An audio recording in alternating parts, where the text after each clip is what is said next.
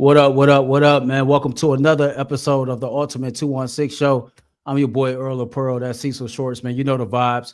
If you woke up, you already won. I hope everybody has done something to this point in the day that their future selves will thank them for. Brother, how are you? I'm good, man. I'm good. How about yourself? Oh, I'm good. I'm good. I'm good. We got a lot to get into, man. Stephen A. Smith went at Darius Garland. We're gonna have a conversation about that. Shedeur Sanders got a new jersey number. We'll talk about the start of a new era, but we get started with the latest in the Cleveland Browns stadium saga. But first, we need to get in touch with our sponsors. This part of the program is brought to you by Skylight Calendar. Say goodbye to sticky notes. Scribble plans on the fridge. Overlapping calendar invites. The Skylight Calendar is here to bring clarity to the chaos and help families stay organized without the stress. This sleek digital display syncs with your existing calendars. So that's Google, Apple, Outlook, and more, making it simple to track appointments, practices, dinners, reminders, all in one easy to see place. Me and my family use it.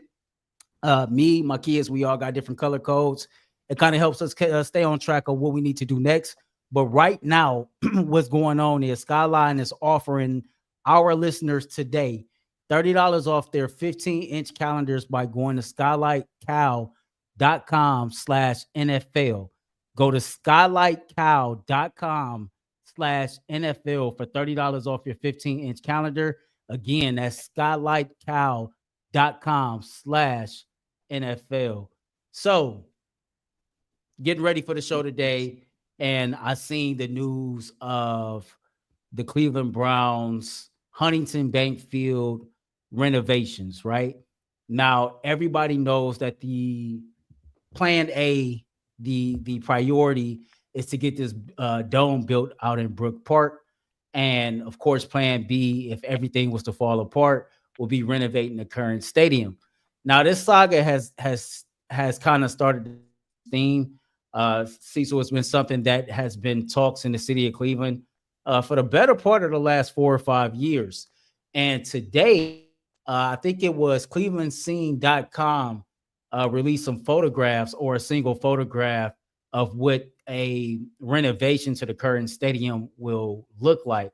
Now, before we actually show the photo, I'm pretty sure it's a bunch of people who have seen that by now, but I guess it's good to keep in mind that this renovation, this photo of this renovation, was actually provided by the Haslams Sports Group family. And so as we go through this, I think it's important that people understand that. But I read the article, you read the article, me and you talked pre-show, and we thought it was something kind of stood out. And I feel like we should kind of set up, what's going on before we show the picture. So the article was written today on clevelandscene.com, and it was, again, showing the renderings of what looks like to be Huntington Bank Field. And this was the first part of the article that stood out to me. So I'm pretty sure it stood out to you. I'm just going to read it verbatim. The possible future home of the Browns, a $2.4 billion project with a proposed $1.2 billion privately financed by the Haslams and $1.2 billion coming from public coffers in the form of state and county bonds, has been teased in photos, videos, and sizzle reels as the team sells the idea to government officials, business leaders, and the public. But what they haven't shared publicly are how renovations at the current lakefront stadium would look. The clear and admitted option number 2. We all know that. Now, for years before the pivot to Brook Park, those plans weren't secondary, but instead at the forefront of discussions with the city, county, and the state. And through late 2023 and early 2024, the Haslams did share renderings of what a renovated Huntington Bank Field would look like. Okay, now the second part of the article goes on to say this.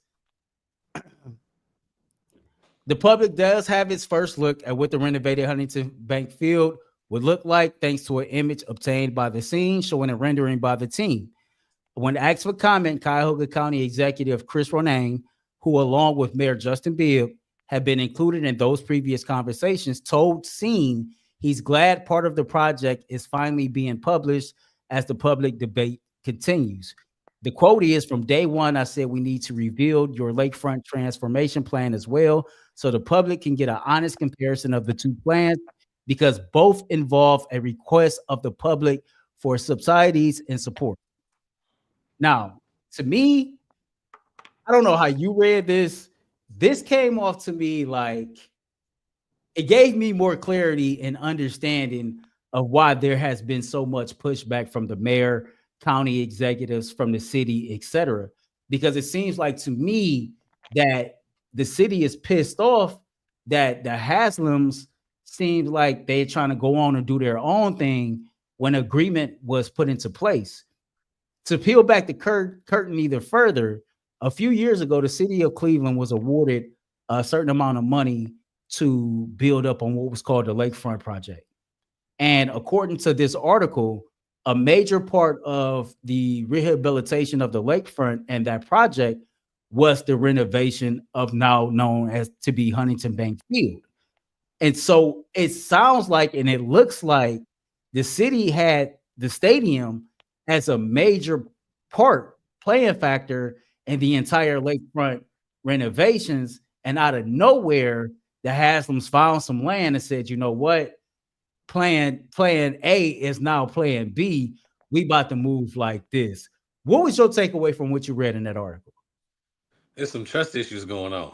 it's some behind the scenes, maybe dirt. It's some behind the scenes miscommunication. It's some flat out maybe even lying going on. It's a big drama, like you mentioned. It's a huge drama. But I also wonder why the mayor ain't start with this, right? Like, hey, if I was him, I would have came out and say, hey, no.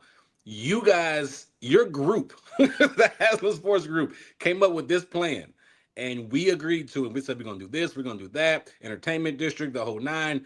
And then all of a sudden now it's not. Now we're plan B or C, whatever the case may be. So there's definitely some issues, some I would say burning of bridges on the Haslam part. And that's not a good look for the city. And the more this comes out, like you mentioned, you can see why the city was so upset. Mm-hmm. The mayor was so upset. People that were involved were so upset. It's like, hey, we had a plan in place. And you guys were part of leading that plan. And then all of a sudden you go behind all of our backs and say, this is what we're doing. It's a slap in the face. And to me, the more the Haslams, talk about this new building, talk about this new place, it's just not a good look when the new behind the scenes stuff starts coming out to front. So man, I was very surprised. I was very entertained, honestly, reading this.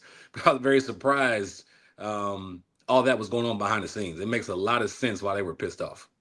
Yeah, I guess to your point, it's kind of like, man, if I was the mayor, I kind of would have led with this from the jump. But me and you understand, man, you know, what's by the book right and what's morally right or code right is not all the same thing. And, you know, who's to say what type of ramifications that would have had for him down the road when it comes to negotiating deals and things like that. Sometimes you got to keep your mouth shut until, you know, you can publicly speak on it. For those who have not seen those renderings, here is a single photo of what those renovations at the current Huntington Bank Field will look like. Now, according to the article by scene.com, clevelandscene.com, they've obtained several photos of these renovations. Again, these renovations were provided by the Haslams Sports Group. I think that's very important. And so there are other photos that show different angles of what this might look like, but it definitely looked light years ahead of, you know, what's currently sitting downtown Cleveland on the lakefront. And go ahead. You want to say something else about that? No, it was interesting because it seems like in the article that this stadium will be used more than the actual stadium that is going to be built in Brook Park, according to the article, right? They were like, hey, this is going to be open 100 plus days, which is less or more than what they would use it for in Brook Park. Is that correct? Yeah. It says so, not necessarily in Brook Park, but it will be used 100 more days than what the current stadium is used for now. So if the stadium wants to stay right here on the lakefront without the renovations, the stadium usage rate remains the same.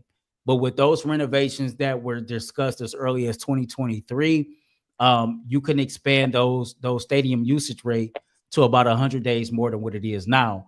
Now it won't get you to the level that you will get to with the new stadium out in Brook Park, but it's better than what you have now. And another thing to me when I read this was it just seems like when you talk about Cleveland being a blue collar town, when you talk about Cleveland just being unique in its own way, maybe the Haslams knew that if I was to put both options out there, because Cleveland is so traditional and Cleveland are some Clevelanders are so used to things being how they are, that most would have opted for a renovated stadium right there on the lake versus a brand new shiny toy out in Brook Park. And I think maybe the Haslams had a better beat on the city and the temperature of the city than what we thought, and was like, hell no. Because if I put option B out there, just because the stadium has traditionally been on the lake, they're going to roll with option B. When in reality, option A is better for him and his family long term. Mm. Is that a bad thing though? Is his mindset right now? Hey, that I want to go with option A, which is the one out in Brook Park. Is that a bad thing in his point of view, or is it just a bad look overall? I don't think it's a bad thing from his point of view. I mean, he's trying to create generational wealth for his family, and he's trying to make as much money as he can to enjoy while he's alive. Like you're looking at it right now. It This look new nice. dome, this new Jimmy's World is beautiful. I'm not gonna act like it's not attractive. I'm not gonna act like that it doesn't appeal to the eye and that I wouldn't go check this out, when and if it's built. But at the same time, you do have a lot of traditionalists who are looking at downtown Cleveland, and the Mhm. stadium being on the lakefront is part of tradition in downtown Cleveland. And me and you both know you have people who are built like change is not always comfortable. That's not always something that they want to get with. And if you can upgrade what you currently have that's right downtown versus building something brand new that's further out, you're gonna have traditionalists that's gonna always option for plan B, in my opinion. No, I'm with you on that, brother. I'm with you. I was just curious what your thoughts was, because I think if the city, like you said, the city voted, they probably gonna vote for the outdoor stadium. But the more I look at Brook Park, I ain't gonna lie.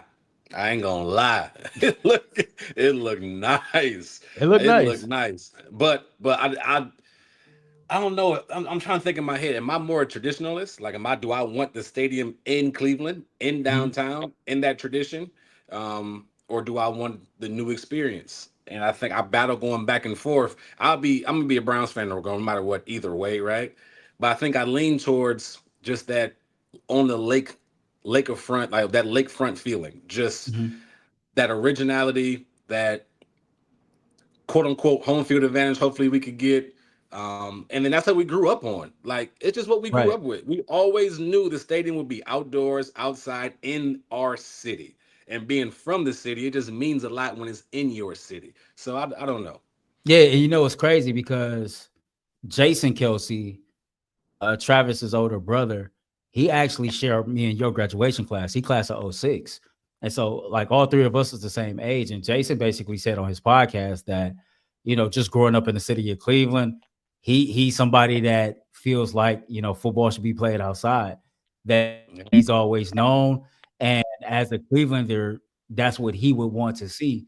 But then he also admitted, I've been away from the city for a long period of time. The city might have changed. I think the more people that you talk to, it seems like, you know, they will prefer the stadium to stay downtown, but you do have some people that's looking forward to that new shiny object and then everything else that it can do for the city. So y'all tell us what y'all think, man. Should the stadium stay downtown and be renovated, or should the city just let Jimmy and company go ahead and build that stadium out in Brook Park? Man, speaking of Brook Park, coming up next, man, we talk about Shedeur Sanders and his New Jersey possibly be playing in that new stadium. But first, we hear from Buckeye Credit Union. Cecil, what we got? Today's episode is brought to you by Buckeye State Credit Union. If you are unfamiliar with them, let me introduce you to the financial friend you didn't know you needed until now. Buckeye State Credit Union is a local brand that offers a wide range of products from checking accounts to home equity lines of credit and auto loans. They have some of the lowest rates around. They are committed to serving Northeast Ohio. The Cleveland location is in Shaker Heights, but there are 5 brick and mortar locations across the state. Buckeye State Credit Union is here to help make your life life easier. They make banking more convenient, always putting the customer first so you leave feeling cared for, valued, and respected. Connect, simply, and adapt. Those are the core values that make Buckeye State Credit Union the right choice for you. For more information, head to buckeyecu.org. For more information, Buckeye State Credit Union, your money simplified. Shout out to Buckeye State Credit Union. I guess let's start the conversation with this. Were you one of the people that was pissed off at the at the veteran wide receiver, DeAndre Carter, for taking number 2? Because No, once the Cleveland Browns kind of released everything that came with that, a lot of people was pissed off at him. How did you nah. feel about that? He got to earn it, man. Like, he got to earn it. And numbers change all the time. And numbers are important. I ain't gonna lie. So some people I heard watching the show earlier, the big show UCSS, and then just kind of paying attention to some comments and stuff. Numbers are important to players. Like, even they want the right number. I think Shedeur wore 2 his entire life. I want to say high school, college. So for him to wear number 2 in the league would make a lot of sense. But at the same time, if a veteran guy wants it, I want to say DeAndre Carter, been in the league almost 10 years, he deserves it. Like, he deserves it. That's just what it is. He's been around longer. He's a vet. I ain't got no issue with it at all. Now, if Shedeur wants it, he should pay for it like everybody else got to pay for it. However much and however that looks, right? Maybe it's a charity. A lot of people do charities. It could be, whatever the case may be. But he has to earn the right to be able to come in somewhere and be like, that's my number, give me that number. He's a rookie, 5th-round draft pick. He got to go prove himself, right? I think it would be different if he was already proven he's coming into the Browns from another NFL team, but he hasn't proven anything yet. So I think that the right thing to do, and I haven't heard him complain one time, but I think the right thing for him to do is come in, earn your spot, earn your keep, and then as time goes, you can get your number. But to be honest, I don't know if Carter's going to make the team. Like, you don't know if DeAndre Carter's going to make the team. So he may have the number right now. And then as time goes, Shedeur may be in 2 when the season starts. So we'll see. So it's a couple of people that's close to Shedeur that said that Shedeur was totally okay with the number switch. He really wasn't tripping on it that hard. There's some correlations there, of course, with the number 12. Of course, it's 21 backwards. We all know his father wore 21 in the league. Deion wore number 2 in college as well, right? So, that's there. One of Shedeur Sanders' favorite players and one of his mentors is Tom Brady. He wore number 12. And so you take that, 12 times 12 is 144. Shedeur was the 144th pick of the draft. So maybe this is a new marketing strategy. Maybe, I don't know. Maybe this is something that was conjured up and a plan B in itself in case number 2 was not available to Shedeur Sanders. But 12, 21, 2, I think is all in the same family. And you can get with that. You know what I mean? The fact that he's not tripping over that jersey number, I think it says a lot about him recognizing what time it is and understand that nothing is going to be given to you because your last name or because of the attention that comes with you, that you actually got to go out there and earn it. And he wasn't the only one that happened to, right? Quinshon Judkins, right? Started Ohio State. He wore jersey number 1. Martin Emerson Jr. switched his jersey from 23 to number 1. And so, like, here's veterans, like they pull in that veteranship card. If veteranship is a word, but they pull in that card and they letting these rookies know, like, hey, this is what time it is. This is what happened when you got some real meat in the game, man. So hey. Man, let me ask you this, because if y'all don't know, Earl's one of the best in the game, period. He does his research, he's professional. This dude knows his stuff. Did you come up with the 12 times 12 or you seen that somewhere? That was Andrew Hawkins. Okay, I didn't even think about that. Yeah, that was hard. That was hard. Crazy. That was crazy. Hard. And I don't think that's by accident either. I'll be very surprised if that was by accident. Like, no, I don't think it is either. True. Like if all of them aren't true, but one of them got to be true. If not a few of them. You know what I mean? All right, so this just came off the top of my head, right? Him and his dad both wore number 2 in college. Now, Deion was a cornerback that switched to 21 when he got to the NFL. His son is a quarterback. Figured he'd reverse that and switch it over to 12. And if I'm a late round pick and I got a relationship with Tom Brady I got those same motivational factors, it ain't no different from LeBron putting that 23 on his back because of Jordan in my mind. That's fire. The way you that's fire. The reciprocal of 21, obviously all offense, that's fire. Yeah, that's Oh, all I'm saying. That's all I'm woo. saying. See, now it's in his core. I think they is it mini can't start Friday for the rookies. Is that correct? Yeah, the ninth. So he's coming in the ninth, probably some meetings and stuff, and then probably hit the field Saturday maybe. Mm-hmm. That's gonna be exciting to see him in 12, right?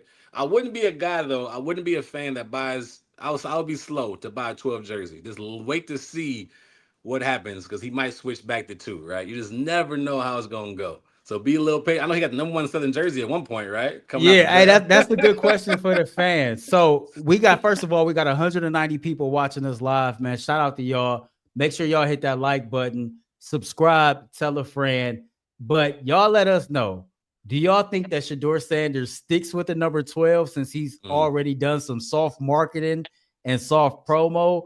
Or do you think he switches back to jersey number 2 if it becomes available to him?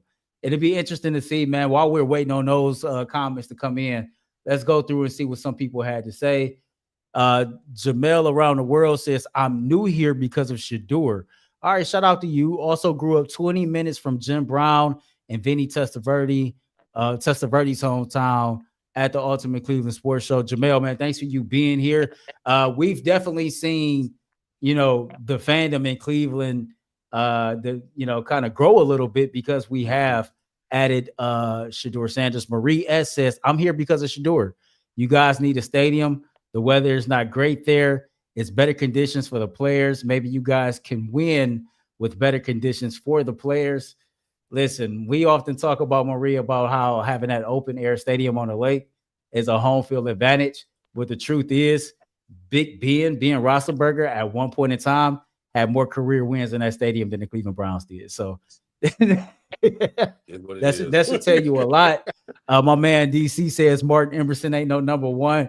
Hey, chill out on my boy MJ. I'm not agreeing with the statement, but if you wear it's certain numbers you wear, you got to be good. He wore number one in college, though, and didn't he lead the SEC in PBUs? I'm just saying. I'm not saying he's not good. I'm just saying, it's certain numbers you got to be that dude. If you were number one, you better be that dude. Like, you better be going off. I expect a Pro Bowl year. Like, you can't be number one and be sorry. Man. You can't be number one and be sorry. That's real. You cannot wear number one and be trash. So I'm hearing all year if MJ don't ball because he got on number one. Yep. It's certain numbers. If you wear it, you better ball. That's just what it is. It's a bad, man. Shout out to Unk, man. Kevin Short says he should Unk? stay at 12. Freaky 8 says switch. Michael says that 2 will become available. Saida says switch. Creative Juice says Shedeur should keep 12. Reverse of his dad's number and the number of the GOAT who worked with him. I am kind of on path for Creative Juice. Tierra says switch as well. Joanna Williams says, I'm here because of Shedeur as well. Listen, we done got a lot of new fans in the city of Cleveland, man, because of Shedeur Sanders. And I think that's dope. Here's another one. I'm here for Shedeur as well. Hey, that's real though. That's real. That's the real thing. Like when you fall in love with a guy in college, whether it's any sport, right? And think about basketball fans now. They follow the player because people move around so much. So that's not a surprise. That aura that he brings, the type of player he is, who his father was, how we all follow him. It was like almost not a cult following, but a big deal when they all packed up and went to Colorado and changed that program around.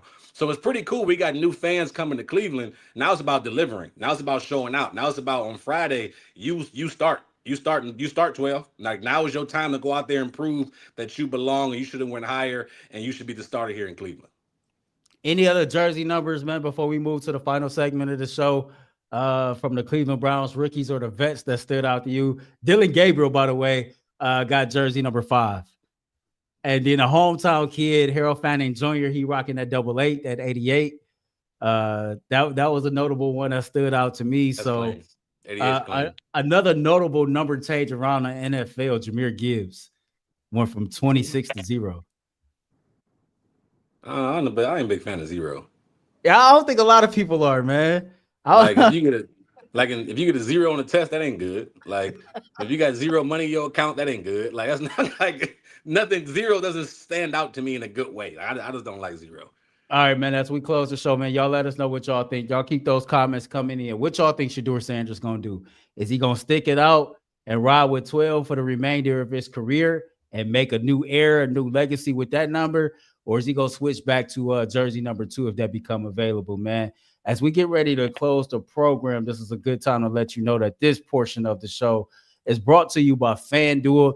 The NBA playoffs are in full swing, and every night it delivers highlight-worthy performances, major momentum shifts, and can't-miss moments. Whether it's a game-winning shot or a breakout player, there's never been a better time to get into the action. FanDuel makes it easy to stay in the game before tip-off and when it's live. They got player props, performance trends, same-game parlays. Fans have more ways than ever to play smart and win big. Like today is hump day. Every hump day, FanDuel is giving you a 30% profit boost on all of your bets. If you're new to FanDuel, it's the perfect time to sign up. Just head on over to FanDuel.com/UCSS and place your first $5 bet. If it wins, you will get $200 in bonus bets. Make every moment more with FanDuel, official sports betting partner of the NBA. So, you know what happened.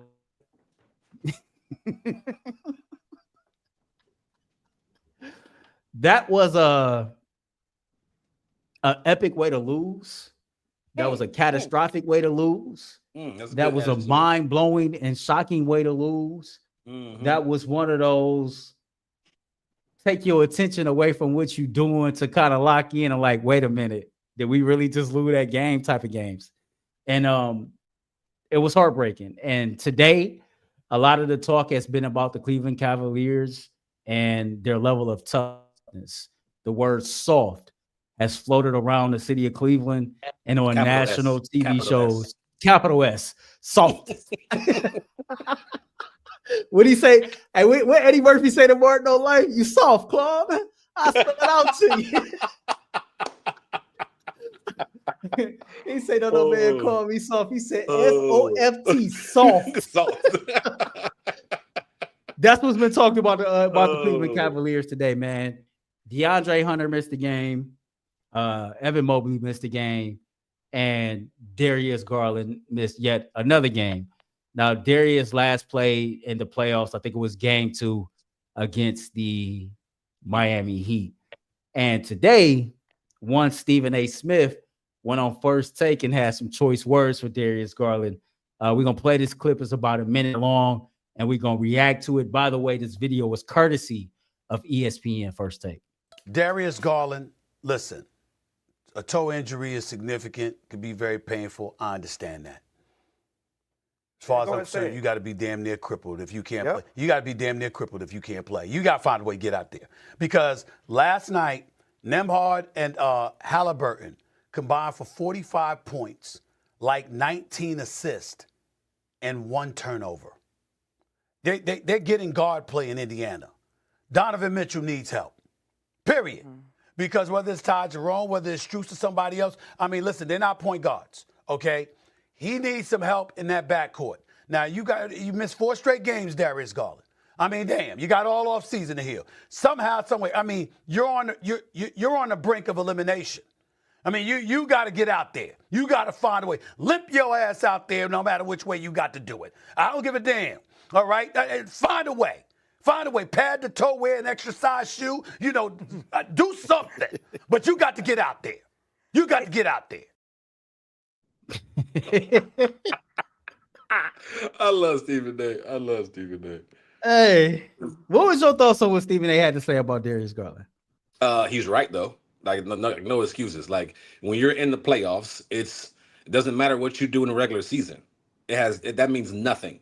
If you get booted out in the second round, like everybody's going to be like, okay, you're soft, like they've been saying all year, and you're a regular season team, like everybody's been saying all year long. Like you have to be there for your team in some type of capacity. So you got to figure this out. And I'm not saying he's not really hurt. I'm not saying that. I'm saying you got to figure out and get on the court, because last night we needed you to simply maybe even just bring the ball up the court, right? We got Isaiah, we got random guys bringing the ball up the court. It was Isaac Okoro that you talking about late in the game. What is going on? We got guys throwing turnovers. It's just so many. It's so many. It's interesting too. The last, I think, minute and a half, the dang on Pacers had like 8 field goals, and we had not even an attempt of a field goal. But anyways, we need. If you watch the game, no attempts. The poise was lost, right? So even if he's there, just to be the poise on the court, to be the comfort for the guys. But your 3 best players besides Donovan Mitchell are out. Like, I've never seen. It's just frustrating. I'm just gonna be honest with you. It's frustrating because what happened yesterday could ruin your season. Because now you're down 2-0. Because, in my opinion, and it's truth be told, they got tired, right? And you're asking role players to play in crucial moments above what they're usually supposed to play. So I'm not even mad at Strus and Jerome and those guys. They played basically every minute of the ball. I'm mad at Ty, bro. That's what me and you disagree. I'm mad at Ty. Hear me out. I'm not asking Ty, who's a role player. I'm not expecting him to be a Darius Garland. I'm not expecting him to do the same role as Darius. I can't put him on that same level. If Darius went out there and was 1 of 14 and missing, okay, I got something. But Ty Jerome coming off the bench. I can't expect him to act like a starter, to be a starter when he's not a starter. He is a bench player, a role player. So in that role, he struggled yesterday. He struggled game 1. I get that. But I need Darius or Mobley or Hunter to be out there. Like, come on. Hunter, you got a thumb. I need you to go defend. I need you to go get on Tyrese. Because obviously we can't do nothing with him. 11 points in the fourth quarter. We can't box out. We can't box out the free throw line. Twice. Not once. Twice. Like we out there looking silly from coach to everybody else. We can't finish the game. And I'll be honest with you. I think this series is over. That type of shot in the hometown and on your home court. How do you come back from that? Hey, you want to know which one I pinpointed? The 3-pointer that was hit as time expired at the end of the third quarter that cut it down to 14. Huge. For whatever reason, huge. That shot stood out to me above the rest. It was like, man, if he hit this shot, bookmark this, because that's going to be the start of something. And then you look at how the fourth quarter started to take place. At one point, the Cavs were 0-7 from the floor in the fourth quarter. They held us to 21 points defensively in the fourth quarter. I mean, you got tired, but it's like there were so many different laps in that fourth quarter of that game that, bro, I'm worried about if they can rebound, because losses like that weigh on you mentally. Like losses like that are heartbreaking in a way that's just a little different, right? And, you know, to hear what the tone was in a locker room after a loss, listen, man, the Cavs didn't lost games this year. They've been in situations this year. But it's something about the way they lost this game in particular. It just has me a little nervous. Now, call this blind faith. Call this just me being a homer. But I find it hard to believe that all that hard work is about to be washed away and this series is about to be over with. And maybe that's the inner city Cleveland kid back against the wall by all means necessary when nobody think we can do it. Maybe that's that person in me talking. But you think it's over in 5? No, 5 teams have come back after being losing. And you know this. Yeah, I heard since on the big show today. Yeah. 5 teams that have lost their opening, that home court to get down 2-0 have won in NBA history. Only 5. Yeah. Hey, Unc said Tosh hit the bed last night. I got to get to this point because he's right. I don't agree with you. He did. Okay, but here's the thing. Him and Garland. Me and you both know Todd didn't started before. He started on numerous occasions. He got to start last night. I think anybody who has watched Ty Jerome from the beginning of the season to now did not expect what they saw, because playing 28 minutes in the starting role, more often than not, we've been able to depend on you. And to go 1 of 14 from the field to score 2 points, that's unacceptable. And I get it. Everybody have bad shooting nights and off nights, but it's like his shot selection. It wasn't even like his shot selection was high quality. I just think overall he played a bad game. And then you look at the final shot that Halliburton made, right? Correct me if I'm wrong, but his wrist taped up. And you had him driving that way. For whatever reason, Ty let him get back the other way, yanked him, boom, put the shot up, and then Cavs, bye-bye, we go home. So it's one of those things to where he definitely has to be better next game out. The Cleveland Cavaliers overall have to be better next game out, and we'll see. You know, as long as they got life in their body, I ain't going to give up hope. We know the type of basketball team we got, and not this version of a Cleveland Cavaliers team, but we've seen other versions of Cavs teams in the past come back from much, much worse, man. Before we get out of here, any final thoughts from you? Yeah, you are very. I love how faithful you are to the Cavaliers right now. I love it because you know and I know if them boys ain't playing, and I'm talking about the three that didn't play. If one or two of them are not on the court, is it Friday night they playing in Indiana? I think it's Friday night. Yeah, it's gonna be tough because them boys in Indiana, they play defense. They are tough. They gritty. They're coming. That's just what it is. They're coming, and they're up 2-0 with all the momentum. And a shot like that, like you said, is devastating for the Cavaliers. It's devastating because they have nothing. The Pacers have nothing to lose. Most people didn't pick the Pacers. Most people didn't. They're going against the number 1 seed. They don't have a true. I would say the Pacers and Halliburton is good, but he's not a superstar. Mm-hmm. Like Donovan Mitchell is the best player on the floor by far. He proved that last night. I mean, he had 1 3 and had 48 points. I mean, he was unbelievable last night. And he's hurt. Yeah, I was about to say. I knew you was about to go there. He's hurt, man. He's hurt. He's hurt.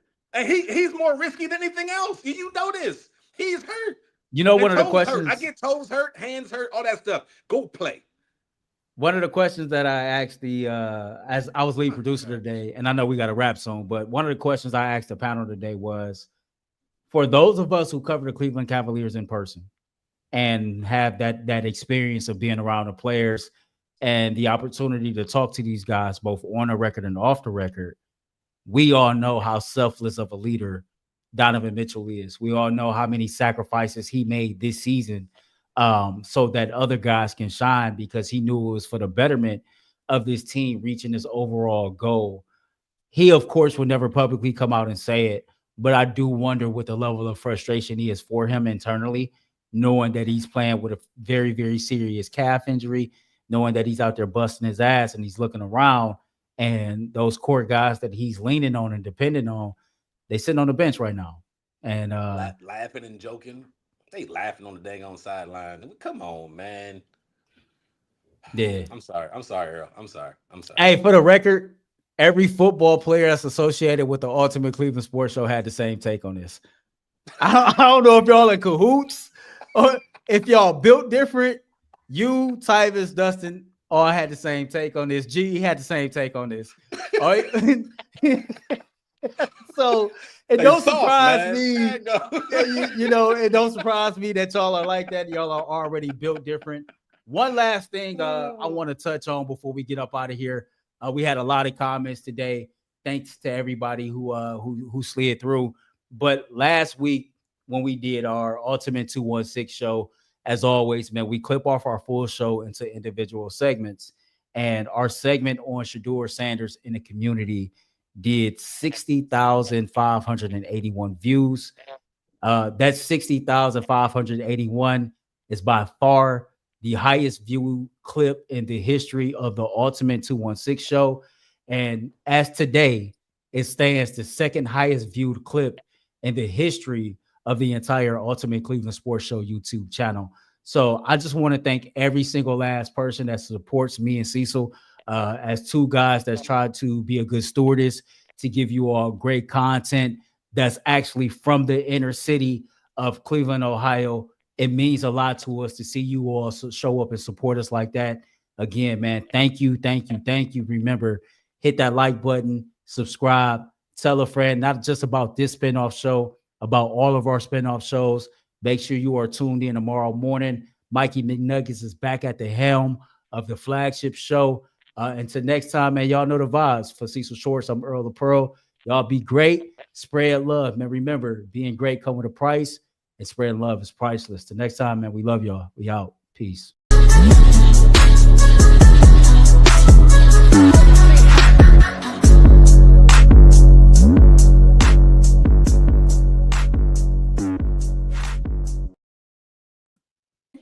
And that was fine.